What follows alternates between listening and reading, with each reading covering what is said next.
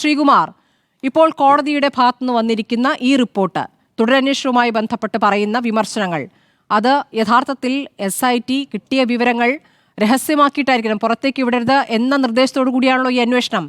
എന്നിട്ടും കോടതി തന്നെ ചില കാര്യങ്ങൾ പുറത്തുവിടുകയാണ്. ചില കാര്യങ്ങൾ പുറത്തുവിടുമ്പോൾ അതിലപ്പുറമുള്ള കാര്യങ്ങൾ കോടതിക്ക് ബോധ്യപ്പെട്ടു എന്നതല്ലേ മനസ്സിലാക്കേണ്ടത്. അത് മുഴുവൻ കോടതി പറഞ്ഞിട്ടില്ല. എന്നാൽ ജനങ്ങൾ അറിയേണ്ടതുണ്ട്, ഇവിടെ ഭക്തരറിയേണ്ടതുണ്ട്, പുറത്തേക്ക് ചില വിവരങ്ങൾ അറിയേണ്ടതുണ്ട് എന്ന ഉദ്ദേശത്തോടു കൂടി തന്നെയല്ലേ കോടതി ചില കാര്യങ്ങൾ പറയുന്നത്. അതിൽ നിലവിലെ ദേവസ്വം ബോർഡും പ്രതിക്കൂട്ടിലാണ്.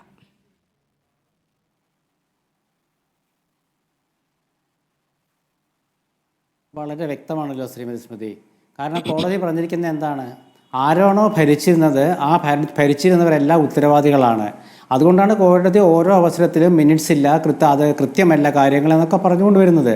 അപ്പോൾ ആ അന്വേഷണം നടക്കുമ്പോഴേ ഇപ്പോൾ CPMൽ എന്താ ഇപ്പോൾ പ്രശ്നം എന്ന് വെച്ചാൽ, ഇപ്പോൾ ഡോക്ടർ ഗോപൻ തന്നെ പറഞ്ഞെന്ന് നോക്കൂ. അദ്ദേഹം കോടതിക്കൊപ്പം ഇവരും അങ്ങ് ഓടുകയാണ്. എന്ന് വെച്ചാൽ ഞങ്ങളും കോടതിയെ ഒരേപോലെ എന്ന രീതിയിലൊരു വ്യാഖ്യാനം കൊടുക്കുകയാണ് ജനങ്ങളുടെ മുമ്പിൽ. സത്യത്തിൽ അതല്ലല്ലോ.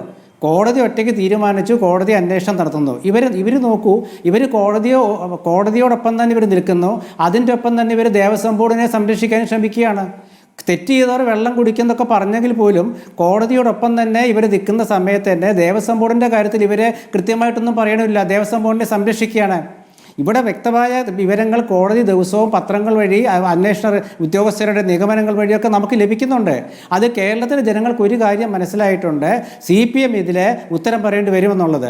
ഇപ്പം നേരത്തെ സ്മൃതി പറഞ്ഞല്ലോ, അതായത് ഈ നിലവിലുള്ള ദേവസ്വം ബോർഡ് പ്രസിഡന്റിനെ മാറ്റുമെന്ന് കേട്ടിരുന്നു. അതിൻ്റെ CPMൻ്റെ പ്രസിഡന്റ് ഡോക്ടർ ഗോപൻ പറഞ്ഞ എന്താണ്?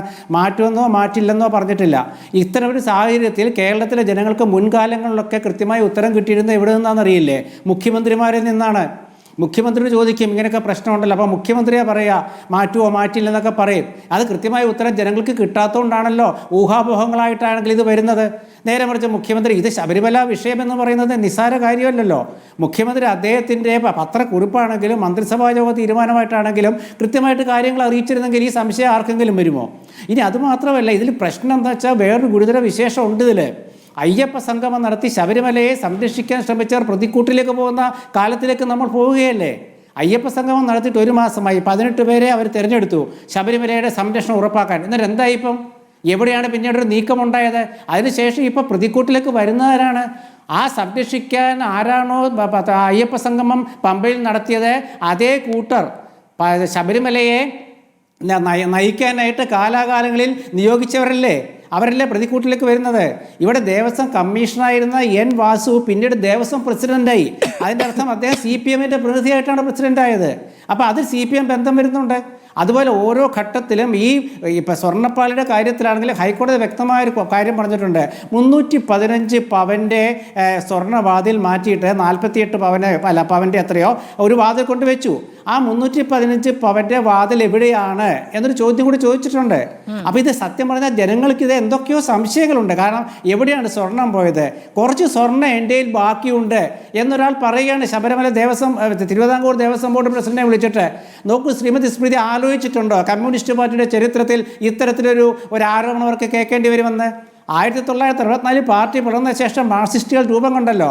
ആ മാർക്സിസ്റ്റുകളിൽ നിന്ന് കേൾക്കുന്ന എന്താണ്?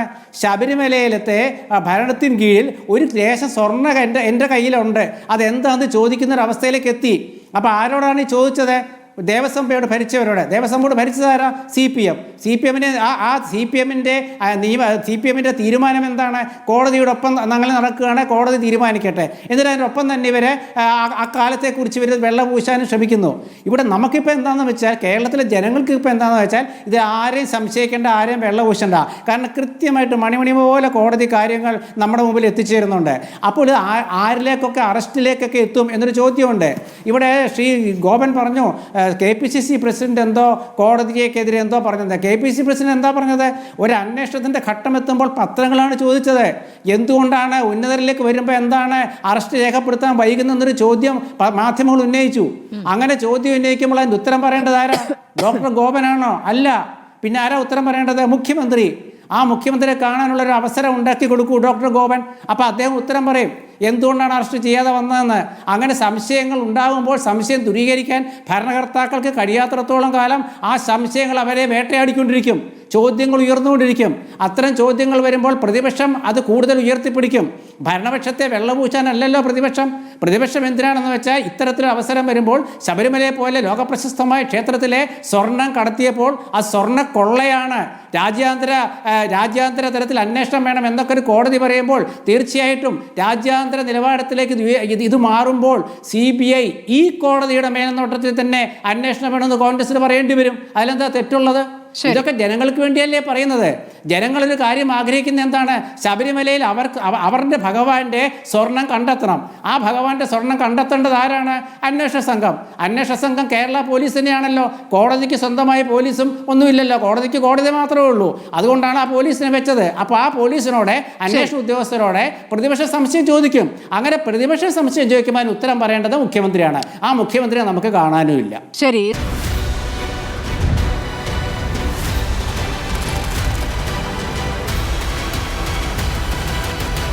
Debate with Smriti Parathikkad.